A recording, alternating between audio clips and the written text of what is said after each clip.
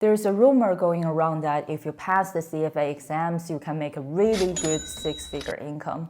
The CFA exam is seen as the most difficult exam in the finance industry. There's also news about how pass rates for CFA exams are dropping, and some even say ChatGPT, the super smart AI, cannot pass those exams. And today I'm making a video to answer some important questions about CFA from my own experience as a CFA Charterholder.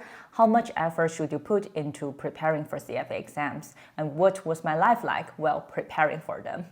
Miserable. And what benefits do I and my friends get from having the CFA designation, and would I recommend people to go for it today? If you're new here, my name is Charlene. I used to be a finance journalist before I joined the banking industry at JP Morgan. I make videos about personal finance investments and self-development. Don't forget to subscribe for more videos like this. How much time and effort you need to contribute?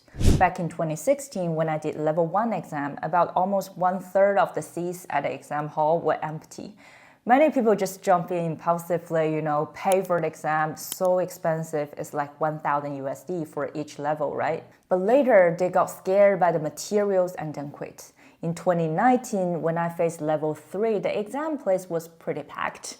Once you pass Level 2, I feel like people take it more seriously, for sure. I still remember the people sitting in front of me, behind me, and left and right. They were all guys, and I'm the only women in between. And now I think CFA, they even encourage more women to take those exams, and they even have the women's scholarship. Officially, they say it takes around 300 hours for each level. Honestly, for me, it took me definitely more than that because I didn't really have a finance degree. I studied literature in college and journalism for my master's degree. So finance was nowhere on my radar back then. Before I took those exams, I didn't really know the difference between a stock and a bond, to be really honest. And back then, you could take Level 1 twice a year, but for Level 2 and 3, it was only once a year. So which means if you failed, you have to wait a whole year, which is like China's college admission exam, which I also took. Now, when you think if CFA is worth it or not, it mainly comes down to two things: ROI, return on investment, and opportunity cost. And ROI, return on investment, I'll talk about the return later, and now let's focus on the investment part. The investment part is definitely at least 300 hours per year and sacrificing your after work and weekend time. And basically you lose 4 to 5 months every year with no free after work or weekend time.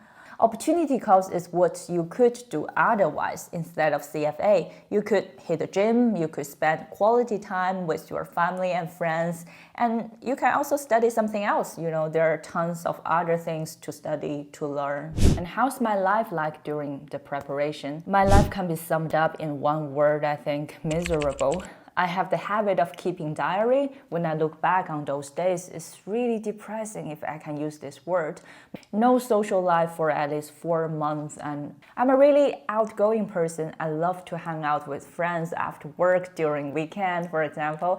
I remember very clearly, there's a bar just under my office in Hong Kong back then. After work, my colleagues would ask, "Charlene, one drink?" I said, "No, I need to go back home and study." And then they would say, "Just one drink." And it's really tempting, but I really had to decline because I know it wouldn't be just one drink. And back then, my daily routine was quite brutal. I spent 8-9 hours at work. I also travel a lot back then between Hong Kong and Singapore.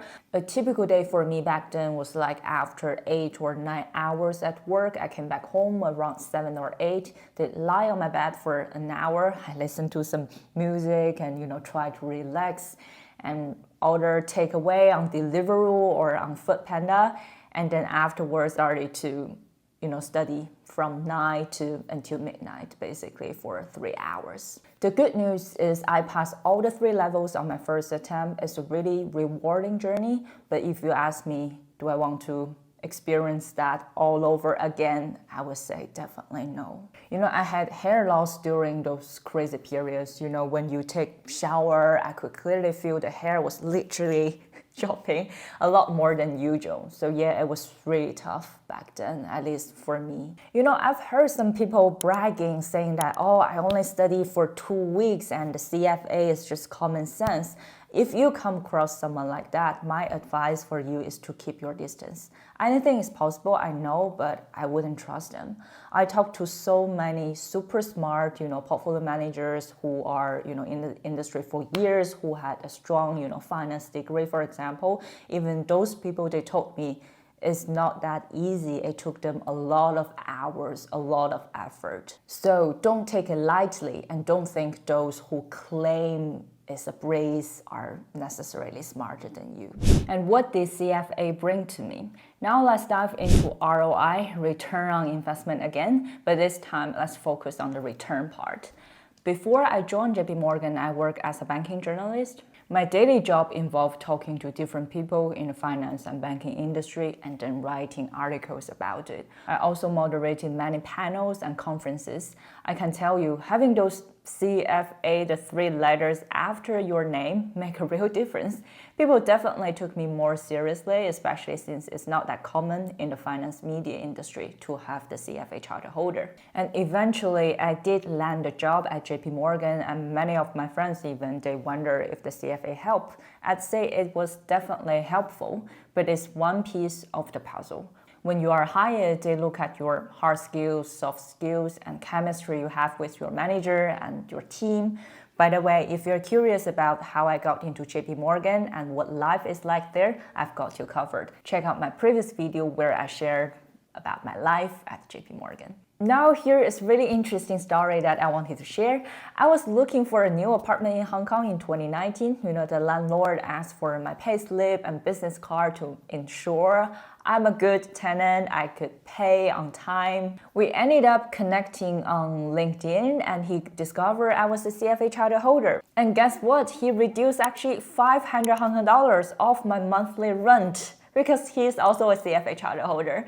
I was over the moon. I think people tend to connect well when they know you've been through the same tough journey. It's like an unspoken bond. And would I recommend people to go for it today? Well, it's a yes and no. It really depends. Depends on your goals and on your plans. For me, I'd say it's definitely worth it. The respect you earn, the opportunities you gain, and the friendship you had. If you want to be a finance professional, especially in the wealth management or the asset management industry, I would say it's a solid choice. And now if you're in a different field like engineering or technology, and you wanted to expand your knowledge, about finance and investing, I would say CFA Level 1 is good enough for you. Level 1 gives you an overview of key financial players, various asset classes, investments, and different financial instruments. By the way, if you're new to investing and feeling overwhelmed by all those finance terms, I got something cool for you. In the description area, you can download a free guide with 60 finance terms explained in plain English. And if you're already committed to the CFA exams and want to know how I managed to pass all the 3 levels without a finance degree, check out my previous video titled How to Pass All CFA Exams on the First Attempt Through Self-Study. Like, subscribe, and click on the screen. I will see you in the next video.